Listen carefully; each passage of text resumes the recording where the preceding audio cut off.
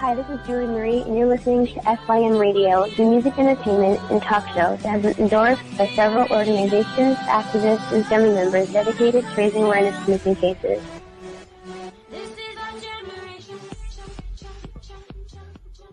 This webcaster uses Radio Amber, the Internet Radio Amber Alert System, helping to keep your children safe. A public service from the Internet broadcasting community and this station. Welcome to another podcast of the Missing and Abducted, part of Speak Your Mind Radio and One Hated Media, a national online radio talk show raising awareness to missing persons cases, parental and stranger abductions, and human trafficking that has been endorsed by several organizations, activists, and family members dedicated to the same cause. The high-profile cases of Selena Cass from New Hampshire and Lisa Irwin of Kansas City, Missouri has motivated your host to work with a passion rivaled only by a few to bring you the latest updates on a variety of different cases from all over the country, the kind of updates you will not hear anywhere else. And now, here are your hosts. Does anybody see me? Does anybody know who I am?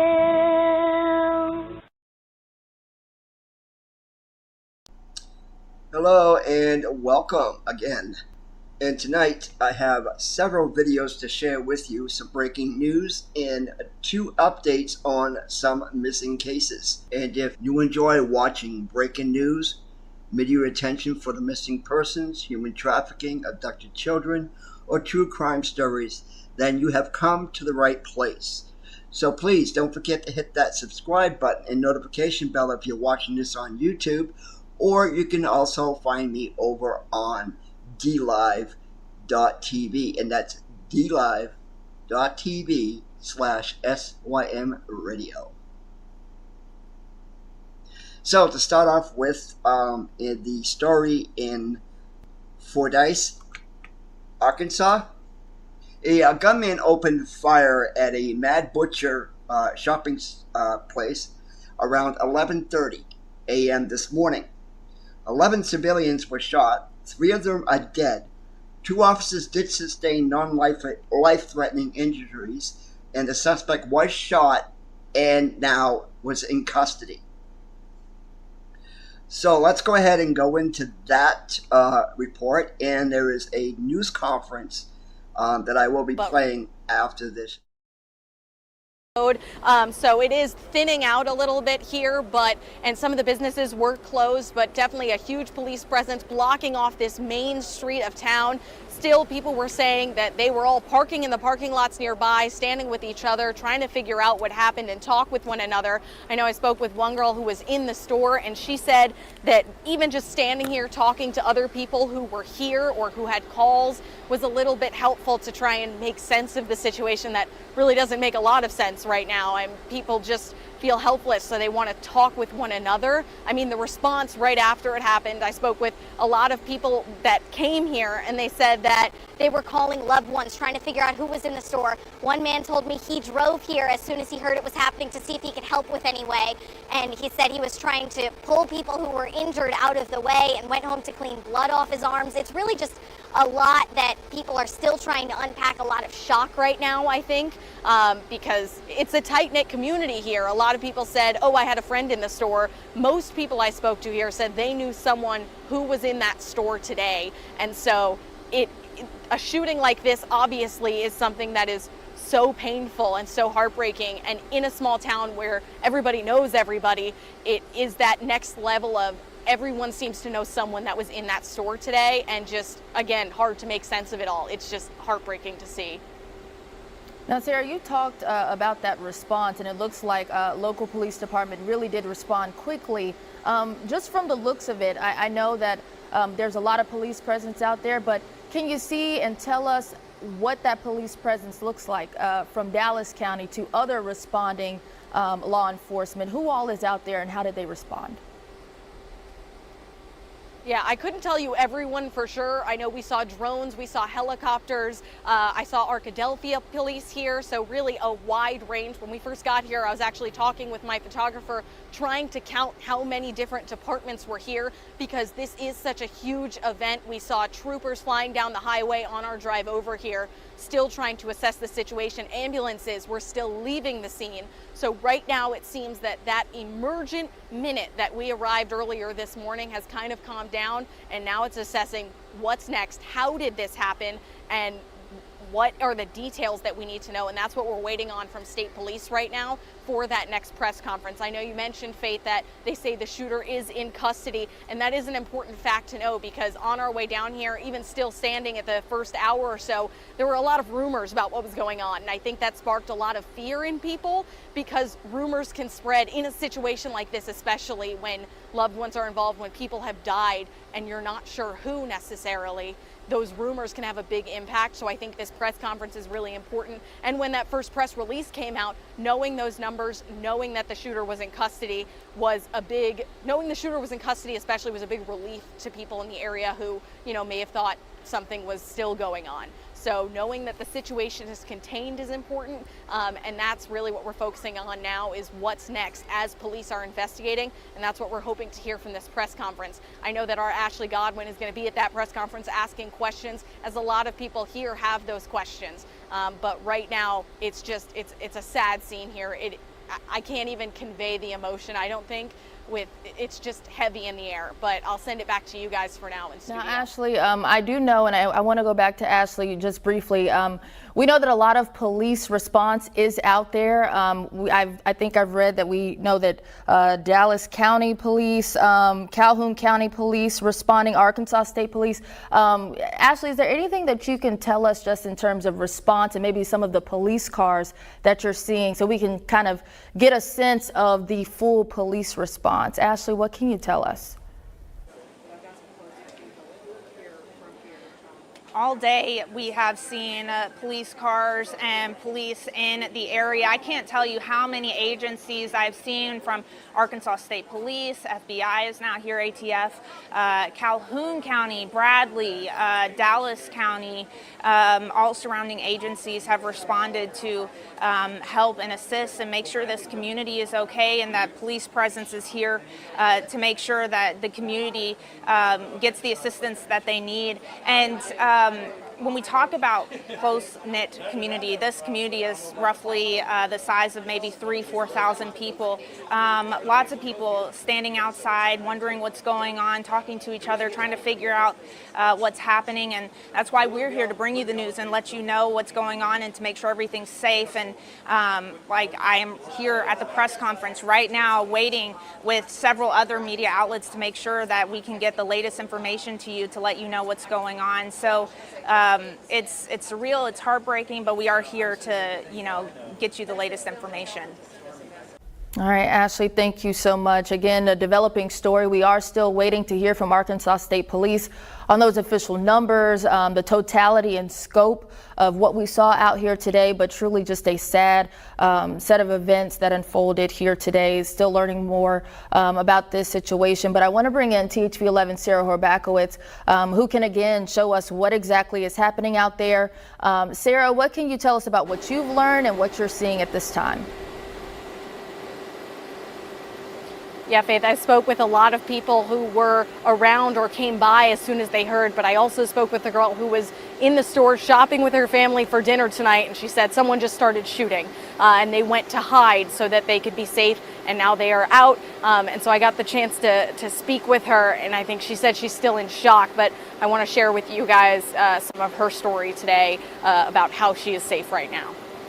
So we walked into Mad Butcher, and Mama had stopped and talked to this woman, and so she had talked for maybe about 5 minutes, and then we had went down the aisle to get the stuff. So she went to the other aisle, and when I had heard this noise, and I thought it was a rat, so I looked back. When I looked back, I just seen everybody ducking, and I just seen shots coming through the window, and so that's when I had hurry up and grab my brother, because he was in the buggy. So I had hurry up and grab my brother, and we had ran. By that time, my mama had met me halfway. She was like, they shooting. I said, what? So we had ran to the freezer part on the right side, and I had seen this door. They said it was the bathroom, but it was locked.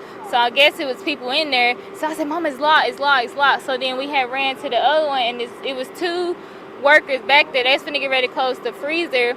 And by that time, they got ready to close the freezer. Mom was like, can we get in with y'all? So we got in, and when we got in, the woman was like, what's going on? Was like, they shooting. So then that's when she had got like this long stick thing. We had put it in front of the door. Like we didn't have no service in there or nothing, so we couldn't call nobody. So like I said, it was just a regular day and it just all happened so fast. It's just so tough to have those conversations, to even hear that story. She even told me she was still in shock, and that's why she's not emotional yet, but she's scared for the next loud noise she hears. She says police told them to cover their eyes on their way out of the store so they didn't see other bodies. And I mean, how do you explain that? How do you even share that experience? And it's just so confusing, but we are hoping to still get answers about what happened, about what's next. And I know that the state police are planning to start their press conference soon, and we can hope to get more information from them. But for now, I'll send it back to you guys. All right, Sarah. Wow, this is just sad. I can't believe that. What was this person thinking when he woke up today and decided to ruin people's lives? You know, when we see things like this that have been unfolding across the country for several years now, and everyone I know is a father, you get into that thought.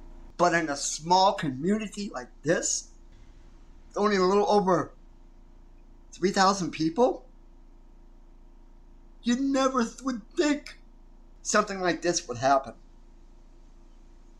But you see, it can happen anywhere, at any time, any moment. Area. We know from Sarah that a lot of people are just concerned. So let's listen in to exactly what happened today and hear from Arkansas State Police.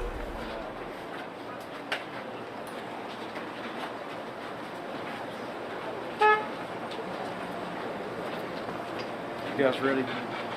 Good afternoon. My name is Mike Hager. I'm the Secretary of the Department of Public Safety and the Director of the Arkansas State Police. We're going to give a brief statement of facts, not answer any questions at this time. First, this situation is secure and it's contained. There are no active threats to the community. At approximately 11:38, 911 calls were received that there was an active shooting situation at the Mad Butcher grocery store in Fordyce. Law enforcement responded immediately and exchanged gunfire with a lone suspect. Unfortunately, we can confirm that 11 innocent civilians were shot and 3 of those are deceased. 2 law enforcement officers were injured in the exchange of gunfire. The suspect was also shot and taken into custody. The injuries to the officers and the suspect are not considered life-threatening.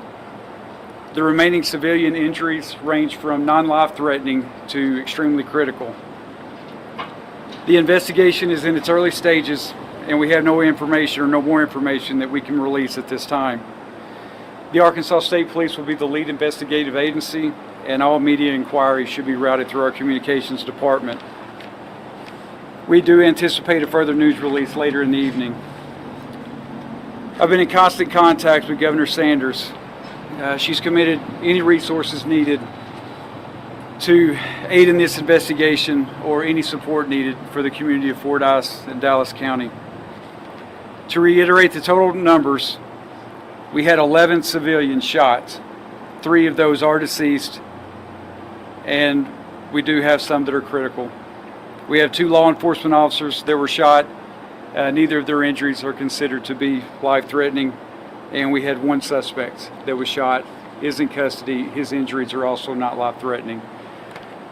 Just on behalf of the state police, the law enforcement community, all public and first responders, it's tragic. Our hearts are broken. Our prayers, along with Governor Sanders, the entire state of Arkansas, will be with this community and with those affected victims. Thank you.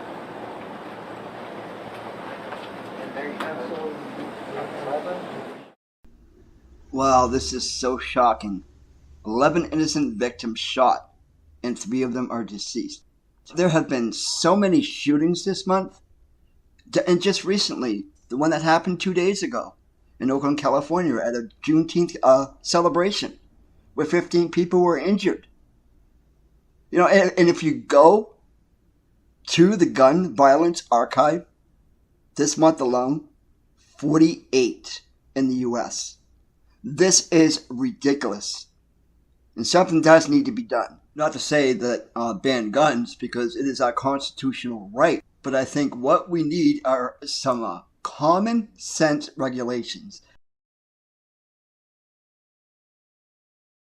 You know, the background checks, limit on magazine size, eliminate bump stocks. There are a lot of things that can be done realistically. And ladies and gentlemen, this somber mood over Fordyce and all of Dallas County will linger for a while. This tragedy will have a lasting impact on this small town. Okay, and next on the list is the update for Rachel Morin. There has finally been an arrest in her murder. She went missing on August 5th of 2023, and her body was found Rachel on the Morin. Marpod Trail in There has Bel Air, finally Maryland, been an arrest the in next her day. murder. So he was arrested in Tulsa, Oklahoma. Police in Tulsa, Oklahoma have Rachel Morin's killer under arrest. Turns out the man who violently raped and murdered her and left her body on the Marpod Trail here in Bel Air with a battered, unrecognized face is also wanted by the Los Angeles police. DNA evidence puts him at a home invasion and assault of a woman and child. Wow. There in California. Before he came here to Hartford County, Maryland. Additionally, the killer is an illegal alien who fled El Salvador to evade prosecution for the murder of a third El Salvadorian woman.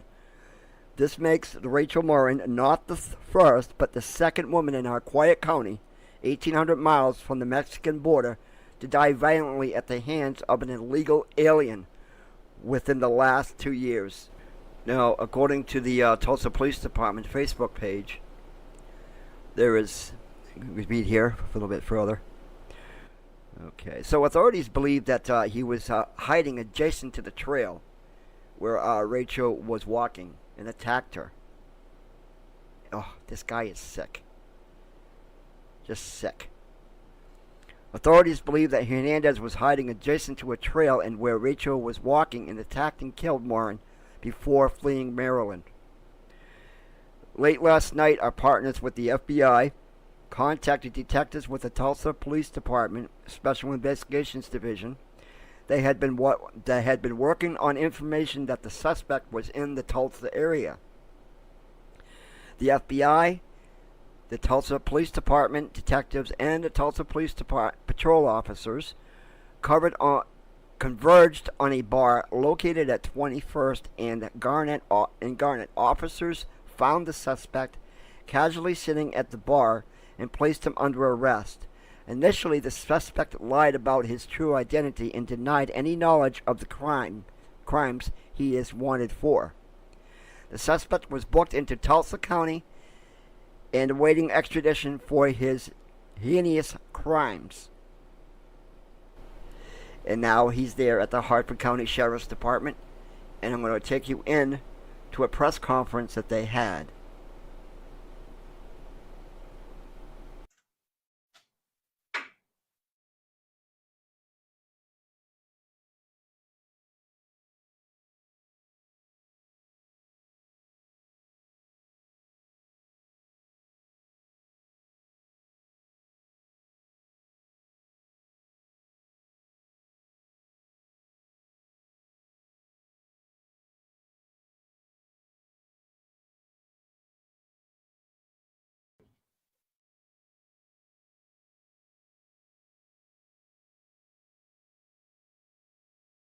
Good afternoon. I'm Christy Hopkins, Director of Media and Public Relations for the Hartford County Sheriff's Office. I thank each of you for joining us today as Sheriff Gaylor announces long-awaited and much-anticipated updates in the murder investigation of Rachel Morin.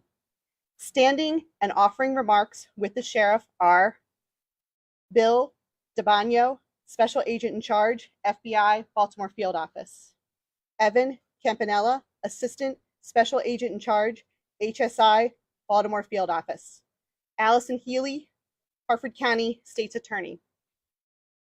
Also in attendance are Colonel William Davis, Chief Deputy, Harford County Sheriff's Office, Sergeant Christopher Maddox, Criminal Investigations Division, Harford County Sheriff's Office, David Hughes, Deputy Chief, Bel Air Police Department, John Cook, Chief of Staff, Washington, Baltimore, HIDA, Patrick Vincenti, President of the Harford County Council, and members of Rachel's family. After Ms. Healy concludes her remarks, Hattie Morin, Rachel's mom, will offer a few remarks as well. She will not be taking questions today. We know that you have many questions for all of us. Please keep in mind that we will try to answer as many as we can, but this investigation is still ongoing, and there are some details we cannot discuss at this time. Again, thank you for joining us, taking your time and dedication to telling Rachel's story. And with that, Sheriff Gaylor. Thanks, Christy. Good afternoon, everybody. As Christy said, I'm Harford County Sheriff Jeff Gaylor. As everyone's aware, on August 6, 2023, our peaceful Harford County community was rocked when the body of Rachel Morin was discovered in an area just about a mile from here, just off the Ma and Pa hiking trail here just outside the town of Bel Air. In addition to the impact to our local Harford County community, Rachel's murder gained national and even international attention. The young mother of 5, whose life was violently taken in a public location, is one of the safest places in the state. It's not supposed to happen, and it shouldn't have happened. In the days and months since Rachel was murdered, Rachel's family and friends, our Harford County community, and the men and women of the Harford County Sheriff's Office, along with all of our allied partners, have worked tirelessly to bring the individual responsible for her death to justice. Our deputies and our partners have worked this case with persistence and passion for Rachel and for her family every day over the past 10 months. Just over 3 weeks ago, on May 20th, on what should have been Rachel's 38th birthday, and in a poetic coincidence, or perhaps in Rachel's own divine assistance, our investigators uncovered a lead that led us to this day. And on this day, I'm here to tell you, Rachel's murderer is no longer a free man.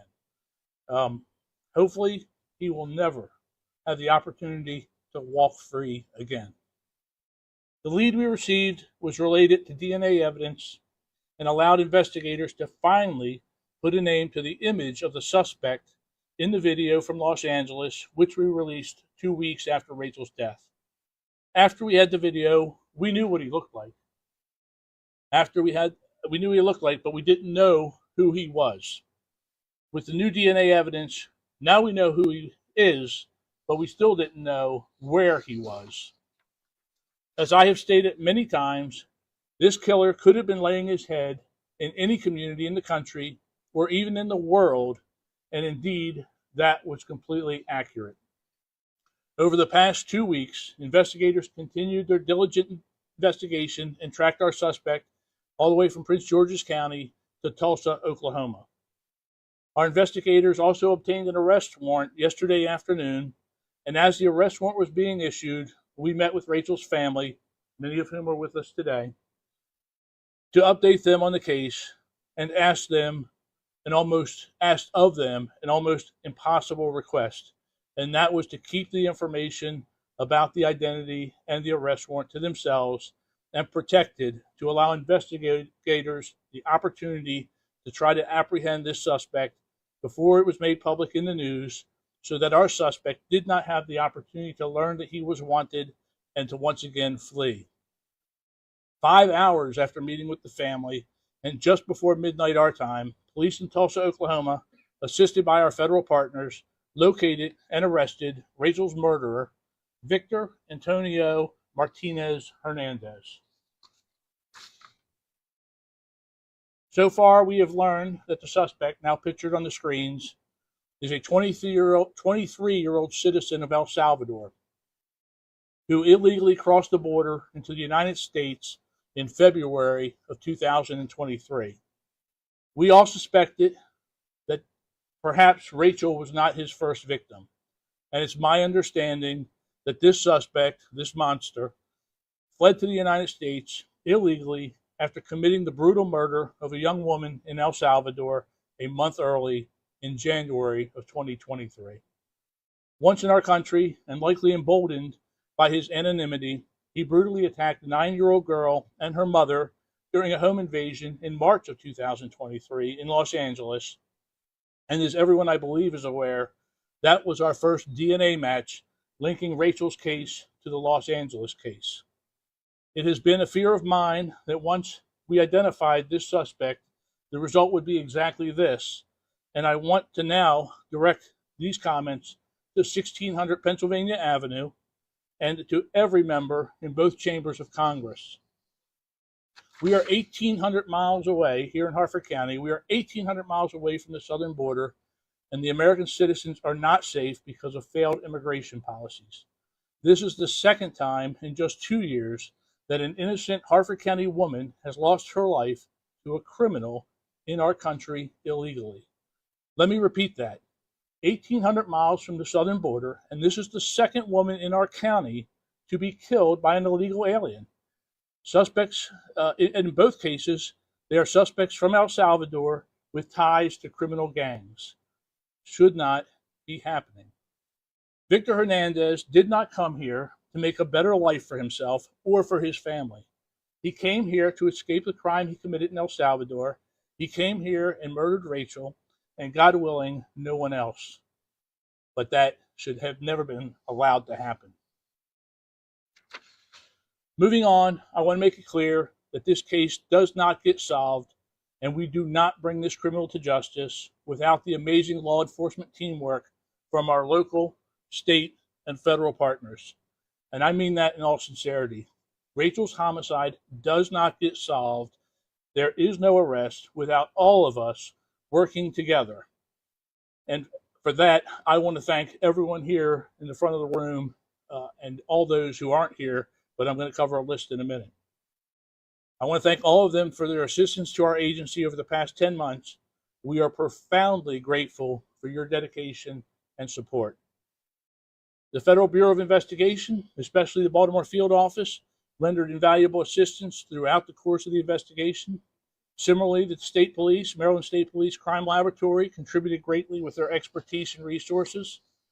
I must also say thank you to the Los Angeles Police Department, the Department of Homeland Security, Naval Criminal Investigative Services, the Maryland State Police Bel Air Barrack, the U.S. Marshal Service Fugitive Task Force, the Harford County State's Attorney's Office, the Maryland Department of Natural Resources Police, the Bel Air Police Department, Maryland Coordination and Analysis Center, the Baltimore-Washington HIDA, the Tulsa, Oklahoma Police Department, El Salvadorian authorities, and the many law enforcement agencies, both state and local, who provided invaluable assistance to the Harford County Sheriff's Office during this investigation.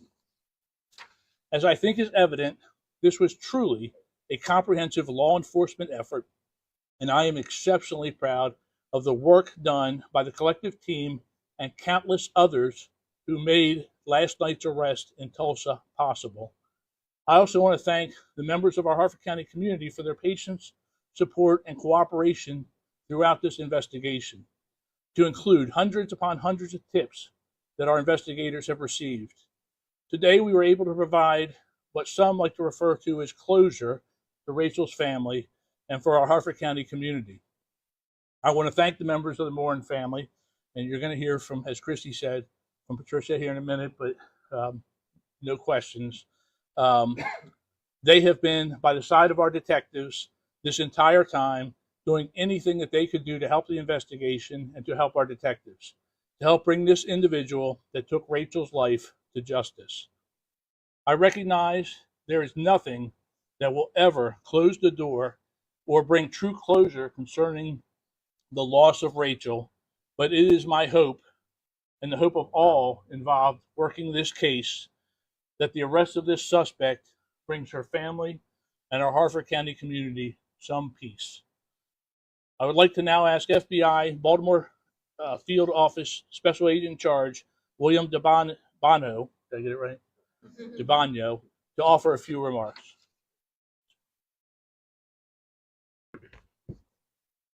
Thank you, Sheriff Gaylor. Good afternoon. My name is Bill Del Bagno. I'm the Special Agent in Charge of the FBI Baltimore Field Office. Today, our focus remains on Rachel, bringing justice for her, finding answers for her family and loved ones, and making sure the violent criminal who so viciously took her life cannot harm anyone else. The FBI is proud to stand united with our partners in the Hartford County Sheriff's Office as we announce this arrest. We know nothing can take away the pain and the anguish Rachel's family and friends have endured. Please know, on behalf of the FBI, our hearts are with you. To the public, keeping our community safe is one of the FBI's highest priorities, and so are the invaluable partnerships required to accomplish this. During the investigation, here's what I can share from the FBI. Our investigative genetic genealogy team in Baltimore worked countless hours to identify the suspect by using crime scene DNA and tracing that DNA to potential family members. Investigators even traveled to El Salvador as part of their efforts to identify this killer. To find the suspect, we provided technical assistance, helping to pinpoint his location. And that brings us to last night, where Tulsa police and FBI agents were able to successfully apprehend and arrest the suspect in Oklahoma. Hartford County and the investigators on this case worked every angle, tirelessly and constantly, never giving up and following every lead and piece of evidence. We thank Hartford County for their partnership and bringing us into the investigation. As Sheriff Gaylor outlined, we thank everyone who helped make this arrest possible. To all those who have been waiting for an arrest to be made, for answers, we hope this brings a sense of justice and some peace. The FBI vows to continue to work every day to keep our community safe and prioritize the partnerships so vital to doing that.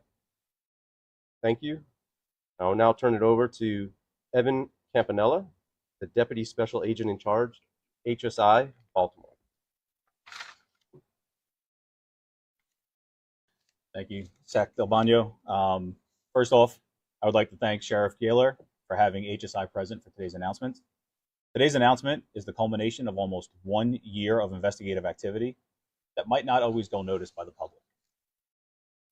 This investigation highlights the cooperation and the collaboration HSI has with its state and local and federal partners, and I'm happy to be here today with Sheriff Gaylor and our partners to announce the arrest of Mr. Martinez Hernandez.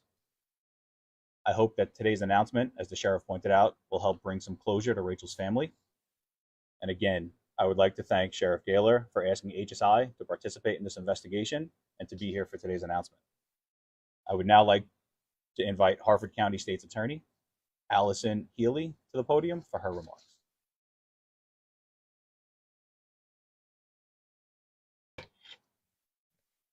Good afternoon. I want to commend the Hartford County Sheriff's Office and other assisting agencies on the hard work, expertise, and diligence identifying and apprehending the suspect in the murder of Rachel Morin.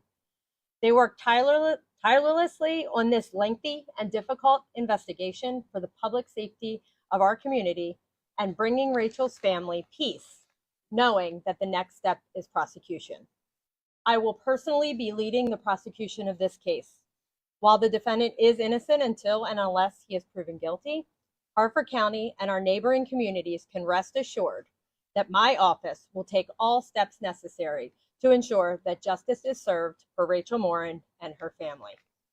We have already begun coordinating with the Warrant Apprehension Unit of the Hartford County Sheriff's Office to handle the extradition of the defendant to Hartford County.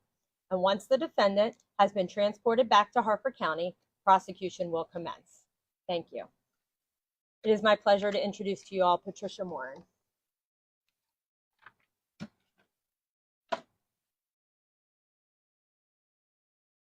I'm going to make this really short because I'm very emotional. I just want to take this time to thank all of the law enforcement for all their hard work. I know that a lot of times we don't see what goes on behind the scenes. You know, you see the policeman in the car when you write you a ticket, but you don't see the real work that happens behind. And around Christmas time, we did a canvassing with Harford County, thank you. And they brought us into a room, and I could see all the people that were involved. And that's not even all the external agencies that were involved. And it just gave me such hope that they really did care about our family and my daughter, that they were going to work diligently to find the person that murdered her. At one point, when things seemed like really bleak and hopeless, the lead detective said to me, he said, patience will win in the end. And that's what they've been doing. They've been diligently working very hard, and they've been patiently working through all the leads. And it's because of that that we have an arrest today. So I'm very thankful and just very grateful to these men. And I'm also very grateful to the press, because you kept her story alive so that people would still continue to send in tips. And that helped them to do their job. So I want to thank the press as well. But I don't know if this is, sorry about that. I don't know if this is kosher or not. I'm gonna step away from the pulpit. But I think we should applaud them, just because I am so grateful that they have brought us to this place. Because at some of the points during this, I didn't think that we were ever going to have an end, that it was going to be a cold case. So I would like to applaud them.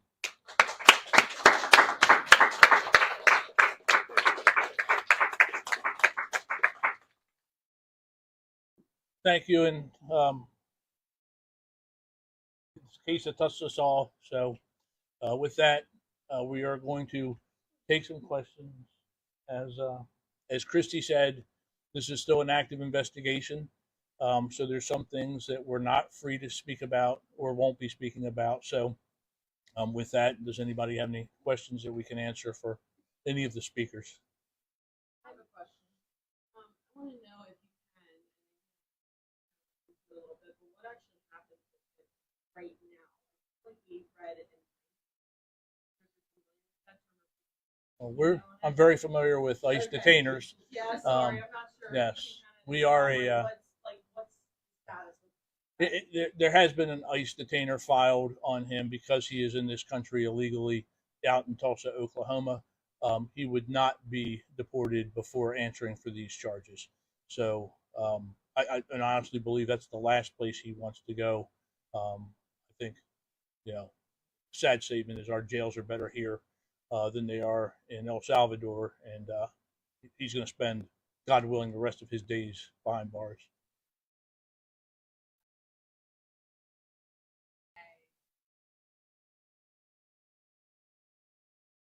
Investigators are still working. I mean, he worked a few odd jobs that we are familiar with. Did not live a very, expensive lifestyle. But this is a free country. You can, once you're in it, you can move from one jurisdiction to the next, very freely. And he did that from El Salvador into the United States to Los Angeles, unfortunately here to Harford County. And again, down in Prince George's County, we had him in the Virginia area, and then all the way out to Tulsa, Oklahoma. And in the year he's been in the country, a little year plus, who knows where else he's been.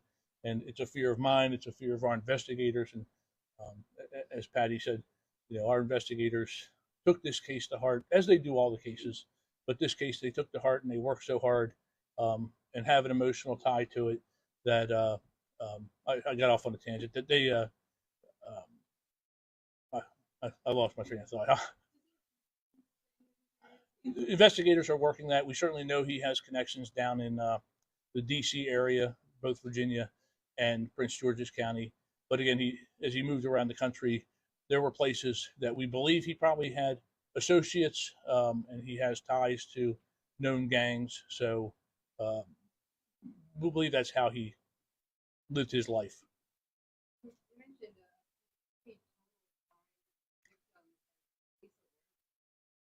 That's where I was going before. We fear all the time, the investigators fear that we're going to stumble across another crime that just hasn't been tied back through DNA or some other science or electronic, tie, that the evidence just hasn't reached the point where we get a hit. But right now, what we're familiar with is the crime in Los Angeles, the home invasion in March of 2023, the homicide here of Rachel in August of 2023. And I believe in Tulsa, He's facing some local charges as well for last night. I think trespassing or disorderly or something to that effect. we're not familiar with any other. I'm not familiar with any other charges. No, in El Salvador, there is a what's it called, a red notice, which is basically a Interpol warrant for his arrest to bring him back there to stand for the homicide of the woman in that case down there.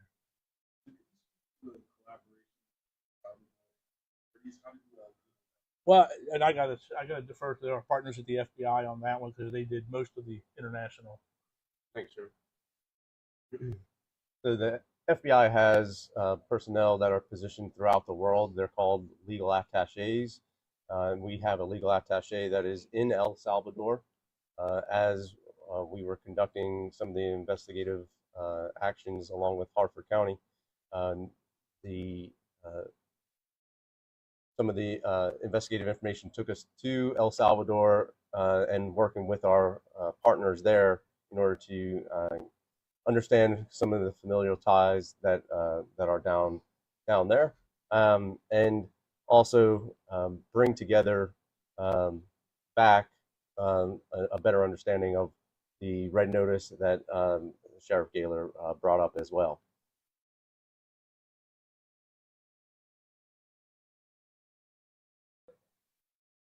I don't have any information. How he was arrested? Did a traffic stop happen? As I understand it, it was about, I don't know how many hours they're behind, 2, 3, Tulsa. So it was midnight our time, and he was hanging out at a business park or a storefront, and the police encountered him, and apparently there's a charge of, we say trespassing, and he was identified during that arrest and processing.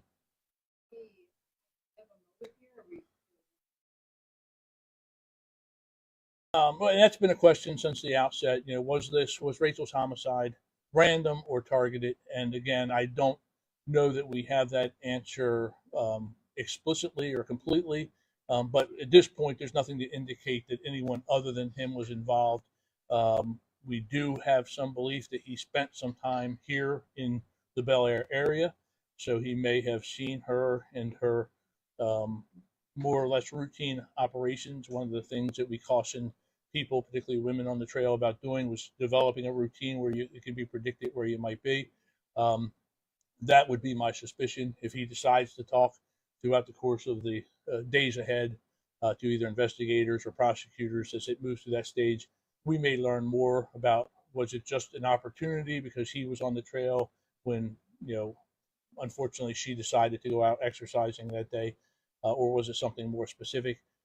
As to the motive, we've been tight-lipped, I guess, about it. The charges in the case are first-degree murder and first-degree rape. And as the colonel just reminded me to say, we do have right now in the air, we have sent investigators to Tulsa, Oklahoma, to follow up on many things related to this investigation. It's very active and ongoing, as I said. He will be extradited here eventually, and that will be done. That process has already been initiated, but it could take, as I understand, the state's attorney, 10 to 30 days. 10 days if he doesn't fight it. 30 days if he decides to fight it, but he will be extradited. 30 to 60. I'm not really sure if we really hear that so often with attacking people, especially when we're working so hard. Walk us through how that played a role. Absolutely. So I think a lot of folks know genetic genealogy or investigative genetic genealogy in some of the cold cases, and certainly has gotten a lot of attention from the Golden State Killer, and since then, a lot of investigations on the cold case side.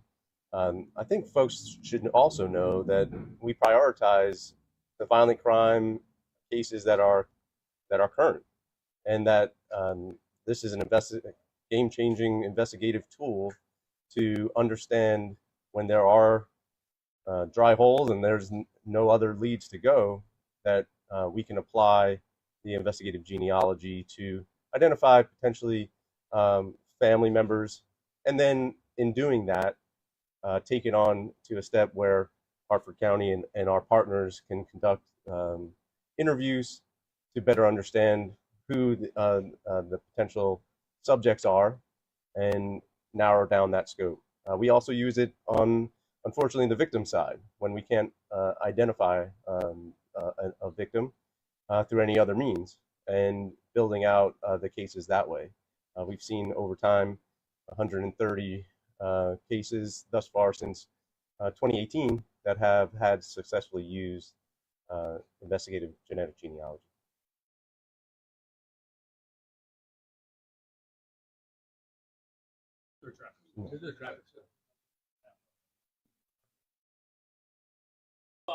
He was encountered by the police and agents for the FBI who were out there looking for him. So they had an idea of where he was. But I know that from that encounter, there's also a local charge of trespassing, not in a vehicle. He was apparently at that business, I guess, unwantedly so. He was. We already had the name. We had the arrest warrant. So when they encountered him, they knew he was wanted. So he was picked up for that. Yeah. With the home invasion in California, charge there, does this take precedent? Oh, certainly this is the more serious, the loss of life.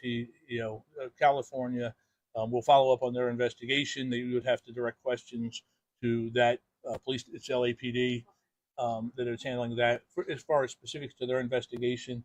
But certainly we have been in communication. Our investigators have been in communication with theirs. They are aware that we identified the suspect here, and by identifying our suspect, we have their suspect, they have their suspect, and they can move forward on charges. They would also file the arrest warrant on file. So, I never want him to leave Maryland again. I want him to die in a Maryland jail, Maryland prison system. We don't have the death penalty, so I just hope he spends the rest of his days there.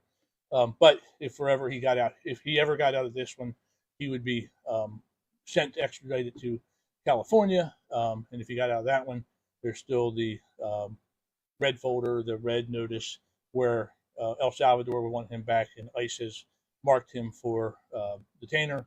So he would go back there to face those charges. I do not know.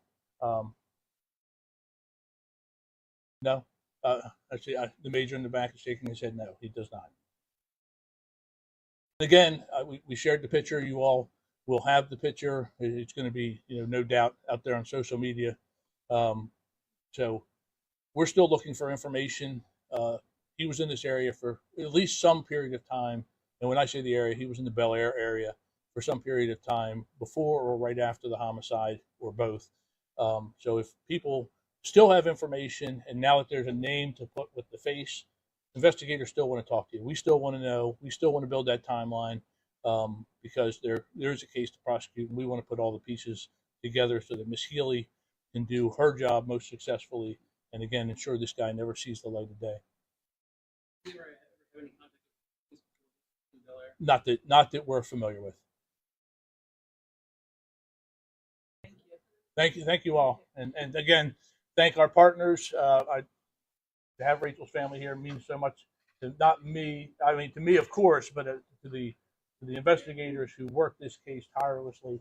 I appreciate that, and I appreciate all of our federal, state, and local partners. So with that, thank you. Okay. For everyone too. We made a decision earlier today that we are not going to share the suspect's photo on our social media. It was here.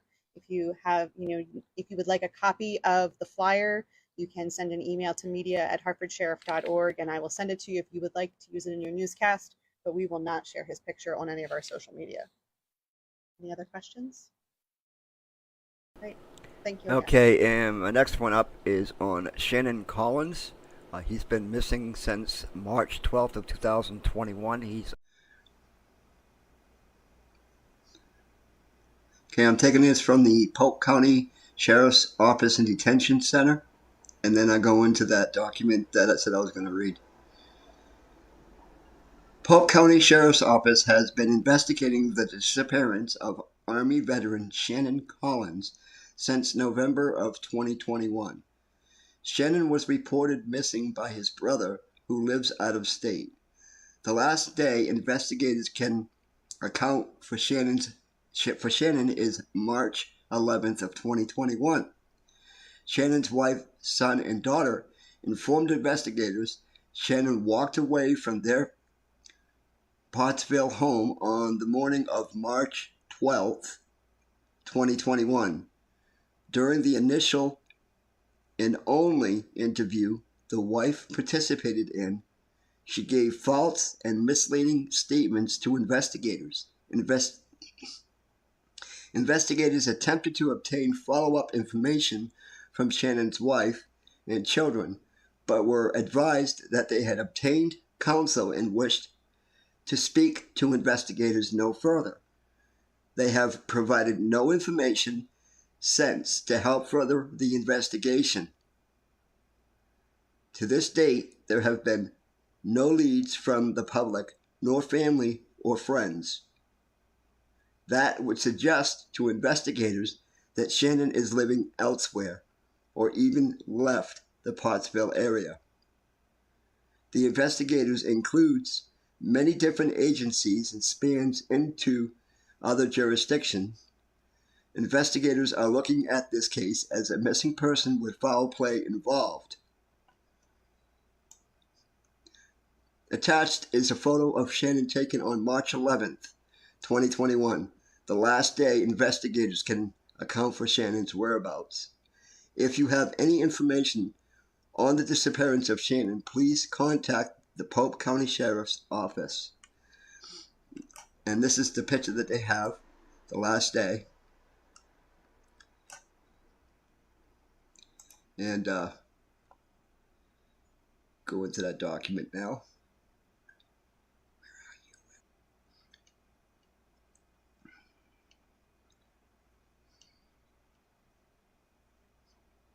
It was only after becoming suspicious of the stories being told by Shannon's immediate family that we realized something was wrong.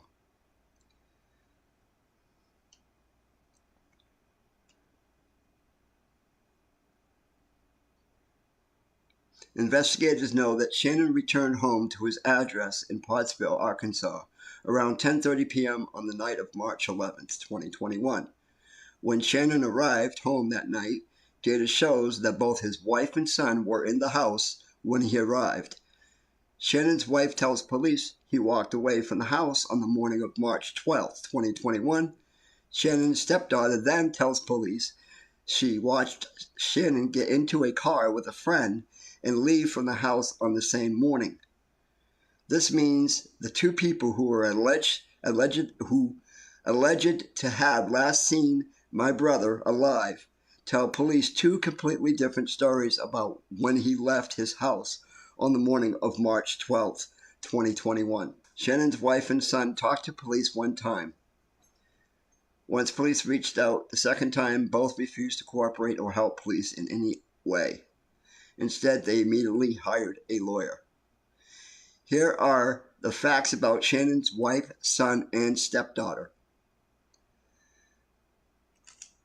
They were last to see him alive.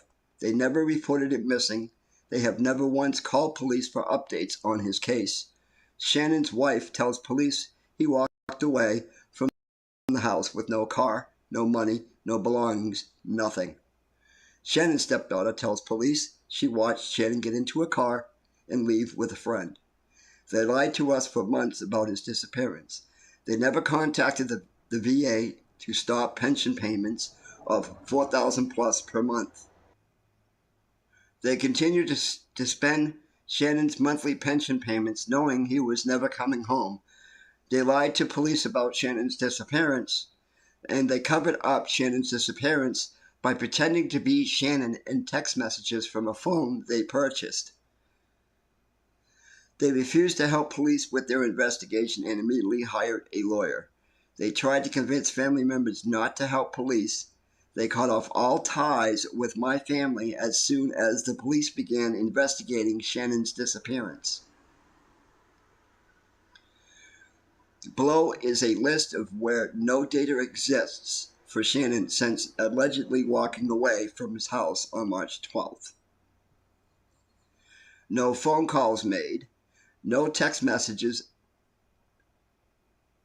no Facebook posts, no internet searches, no checks written, no credit card purchases, no cash withdrawals, no bank deposits, no access to retirement accounts,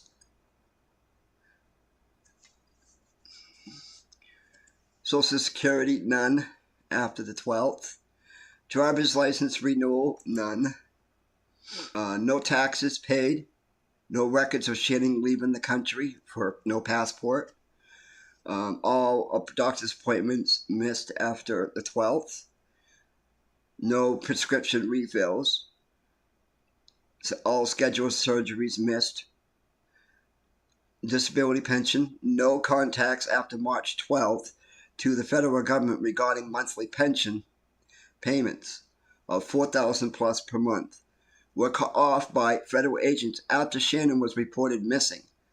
Payments were stopped 2+ years ago. One call from Shannon would resolve the issue.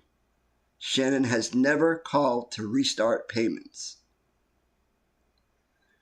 Local prosecutors are refusing to bring charges. The local prosecutor has told investigators that there isn't enough evidence to bring any charges in this case. In other words, it sounds as if it's easy to get away with certain crimes in a certain county, as long as you have a good hiding place and no one talks too much. Now it says here, please help share Shannon's story. It seems this investigation isn't going to move forward, nor charges brought against the people who did this. Without help from Shannon's community, our goal is to bring the attention to Shannon's case so people can know the truth about what really happened. Therefore, we are asking you for your help to do the following. Please share this story and the link with everyone in your friends list or on any social media you use. Please follow Shannon's Story Facebook page to stay up to date on any new developments in the case. Please contact us at shareshannonstory@gmail.com if you have any information that may be helpful to Shannon's case. And please share this story and link on the Polk County Sheriff's Office and Detention Center Facebook page in Russellville, Arkansas. Please contact the Polk County Sheriff's Office in Russellville, Arkansas at 479-968-2558 if you have any information about Shannon's case. Please contact Polk County Prosecutor Jeff Phillips in Russellville, Arkansas at 479-968-8600 if you have any information about Shannon's case. So that is going to about wrap it up for tonight. It is getting kind of, I got to go pick up my nephew. So maybe later tonight or tomorrow when I get more information that comes out on the shooting there in Fordyce, Arkansas. I know they're going to be having an update on this and what's going on with this. So as soon as I get those updates, I will go ahead and go on and do that, or I'll probably just upload it to the Facebook page and on YouTube. So keep an eye out for it. Don't forget to subscribe or follow me on Facebook at facebook.com/SYM radio. Thank you. Have a good evening.